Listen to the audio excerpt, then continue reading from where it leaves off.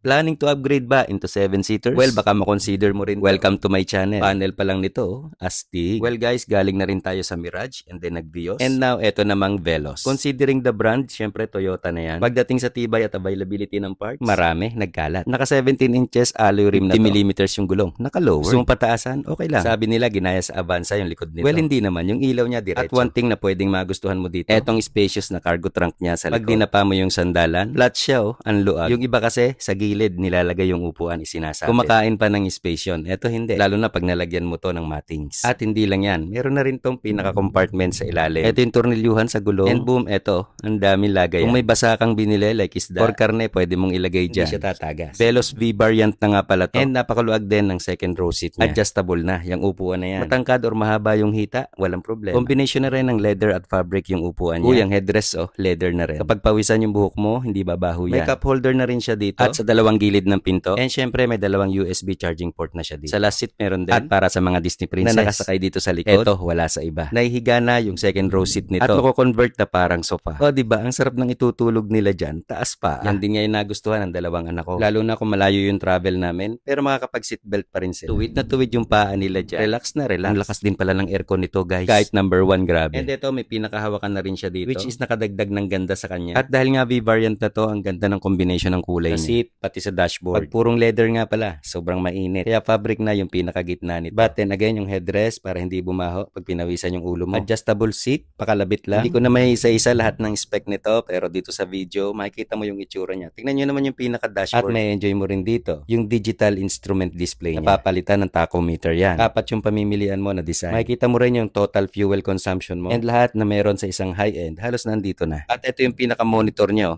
touchscreen na rin yan. Android and CarPlay Auto na. Pwede ka manood ng video dyan, pero nag-go off kapag umaandar na. Ang ganda rin ng dalawang gilid, nakasalamin na rin siya. Mas maganda yung view at kitang-kita mo. Kahit yung tumatawid sa gilid. Ang dami na ring touch control nito sa pinakamanibela niya, including yung 360 na dashcam. Press mo lang pag magpapark ka sa masikip. Volume adjustment, answer ng phone call, at iba pa na kailangan mo. Naka-automatic climate control na rin to. And sabi ko nga sa inyo guys, ang lamig ng aircon niya. Naka-push button start and stop. CVT to, pwede ka mag-manual at automatic. And may wireless charging na rin to. Pero marami pa rin siyang USB port na nandyan sa gilid. At ito guys, yung wala sa iba. Another thing na nagustuhan ko dito, nakikita nyo yung hold button na yan. Kapag ngalay na yung paa mo, lalo na sa traffic, press mo lang yan. Hindi aandar yung kotse. Unless press mo yung silinyador. Di babad sa preno ang iyong paa. May automatic light na rin to. May sensor siya. Activate mo lang yan. Pag dumaan kayo sa tunnel, biglang iilaw. At may LDW operation na rin. Bukod sa sensor ng side mirror, nagwa-warning to kapag sumasala ka sa linya. At kusang lumiliko, yung manibela. Pero pwede mo siyang i-off depende sa tamang-tama pag biglang nakatulog ka. Ganito yung nangyayari sa kanya. Sumala sa linya, lumiko ng konti yung manibela, bumalik, tapos tumunog. O diba? Ang galing. Para sa iba pang review, please like and follow my channel. Salamat.